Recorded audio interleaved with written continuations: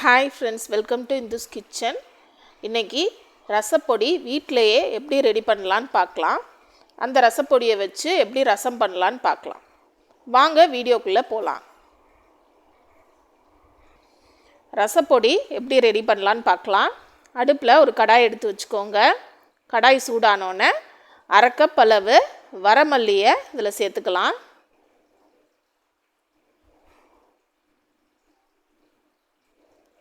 வரமல்லியை நல்லா வாசம் வர்ற அளவுக்கு நல்லா வறுத்து எடுத்துக்கலாம்.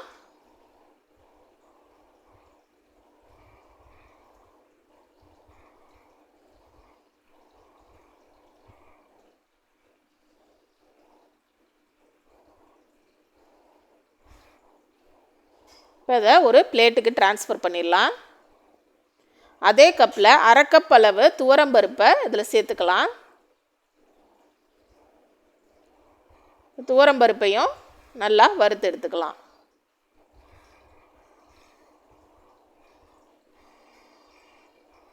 எல்லா இன்க்ரீடியன்ட்ஸையுமே ஒரே கப்பில் மெஷர் பண்ணிக்கோங்க, அப்போ தான் கரெக்டாக இருக்கும்.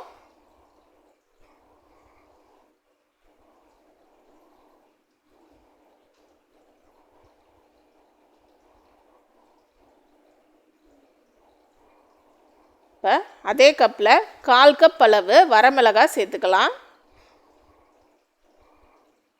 அதையும் நல்லா வறுத்து எடுத்துக்கோங்க.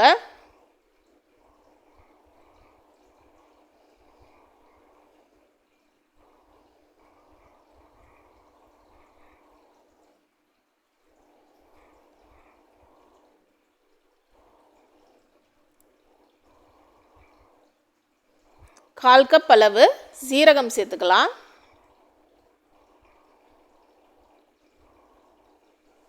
1/4 கப் அளவு மிளகு சேர்த்துக்கலாம். இது எல்லாத்தையுமே சேர்த்து நல்லா வறுத்து எடுத்துக்கோங்க.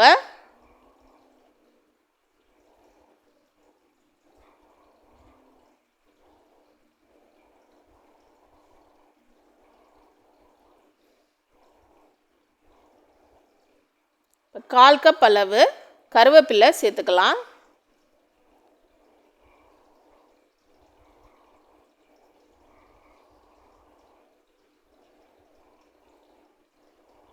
கருவேப்பிலை நல்லா வறுபட்டுருச்சு. இப்போ அதையும் பிளேட்டில் மாற்றிக்கலாம். இப்போ இது எல்லாத்தையுமே ஆற விட்டுருங்க. ஆறினோன்னு ஒரு மிக்சி ஜாரில் போட்டு பொடி பண்ணி நம்ம எடுத்துக்கலாம். இதில் 1/4 ஸ்பூன் அளவு மஞ்சத்தூள் சேர்த்துக்கோங்க. 1/4 ஸ்பூன் அளவு பெருங்காயத்தூள் சேர்த்துக்கோங்க. அவ்வளோதாங்க. இது எல்லாத்தையுமே நம்ம அரைச்சி எடுத்துக்கலாம்.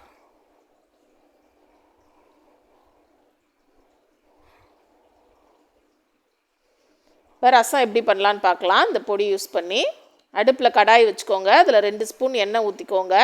இதில் கடுகு, காஞ்ச மிளகாய் போட்டிருக்கேன். ஒரு 4 பல் பூண்டை தட்டி இதில் சேர்த்துருக்கேன்.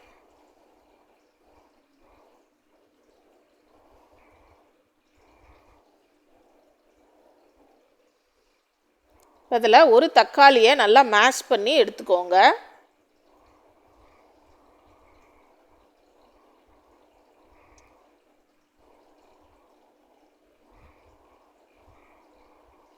ஒரு லெமன் சைஸ் அளவு புளியை கரைச்சி எடுத்திருக்கேன். அதையும் இதில் சேர்த்துக்கலாம்.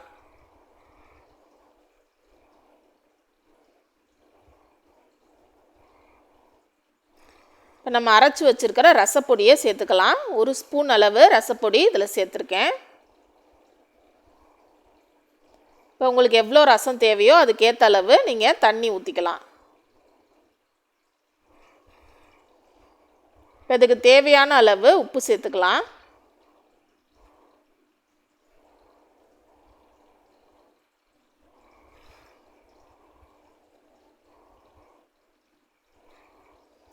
இதில் கொஞ்சமாக கொத்தமல்லி இலை சேர்த்துக்கோங்க.